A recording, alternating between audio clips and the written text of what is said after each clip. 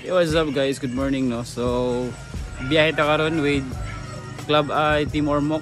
So first long ride na to karon guys no. So padulong sa Southern Leyte pero baling uwan na guys. So nagwashing ta gabi guys. Kay kuan kayo linaw kayong langit no nya. Karon uwan manon. So rain or shine man ta. So kuan madto na taron. Na sila karon guys sa Rotunda Kogon. So let's go. So ayun guys, alis na tayo at shout out nga pala kay Kuya Bert, ang may-ari ng GoPro na ginagamit natin ngayon. Sobrang linaw ng kuha guys no, ng GoPro Hero 9. Tagal din tayo hindi nakagamit ng GoPro guys kasi nga bininta natin yun, yung GoPro natin Hero 7 nung na-aksidente tayo. Kaya ayun, nanibago ako sa paggamit ng GoPro. Back to beginner kumbaga. Nagsimula pala tayo ng motovlog. Nung ang pangalan natin ay Kibuloy Motovlog, hindi yung hinahanap na Kibuloy ha. So ayun guys, andito na tayo sa meeting place natin at napag-desisyon na namin na ituloy na ang rides papuntang Southern Leyte kasi nga ulan lang yan at kami ay riders. Alam naman natin kapag riders ay rain or shine yan, walang atrasan yan kasi yan ang hilig nga eh. At bago kami umalis, nagdasal muna kami para sa aming kaligtasan. At yun na nga, hindi tayo nakapag-record from Ormoc City to Baybay City kasi sobrang lakas ng ulan. Wala na kasing takip sa may baterya at baka makasira pa tayo sa GoPro Hero ni Kuya Bert. Makalipas lang ilang minuto, nakarating na tayo dito sa Villason. Nag-iisang Sea of Clouds dito sa Leyte. Ilalagay ko na lang ang link sa comment section para sa mga gusto makapunta dito.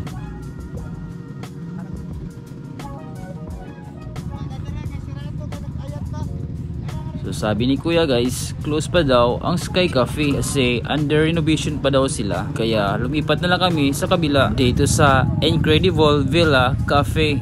Malapit lang din sa Sky Cafe. Balhin mi guys diri sa kuan. Incredible ba ni? Oh, sini. Incredible Villa and Cafe. So, diri mi guys. Ayun si ate nahiya dahil nahagip ng ating camera.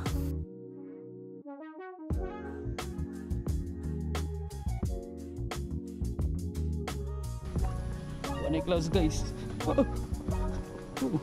So ayun guys, kahit ilang beses na ako nakapunta dito sa Sea of Clouds, ngayon ko lang na-discover na may magandang view pala dito.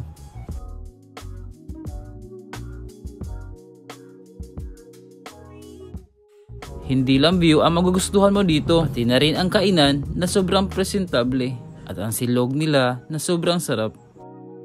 Sayang nga lang, wala na kaming naabutan na Sea of Clouds. Buti nga lang, may nagpausok sa ibaba na parang clouds na rin sa aming mga mata.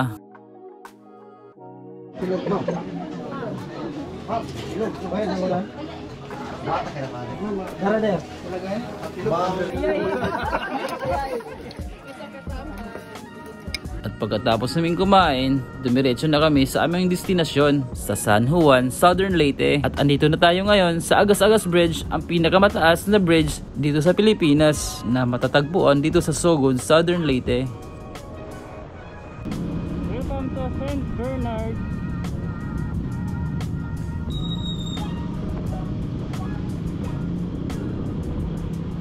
Pagkadating namin sa San Juan, Southern Leyte, hindi na tayo nakapag-vlog kasi sobrang gutom na. Kaya diretso kain at pahinga para may lakas ulit sa pagbanking pagpauwi na.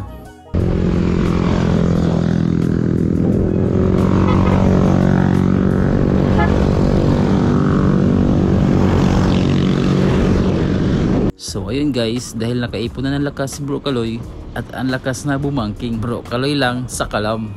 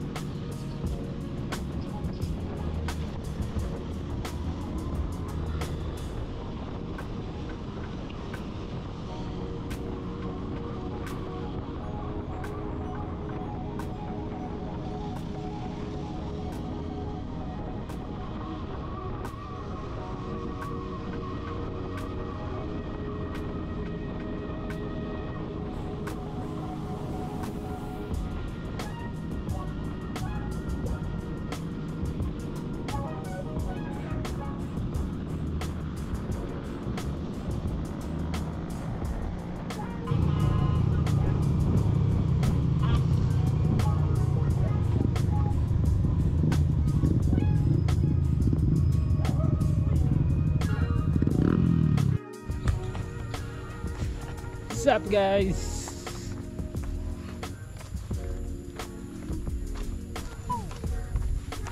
Welcome to Agas Bridge guys.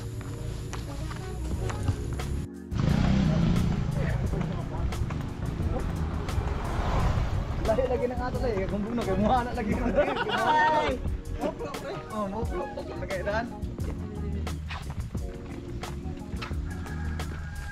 basta na natin eh Palayaton ka. Ganong gitawag mo siya Agas Bridge diri bro. buwan ko kay bawo Kata ko sa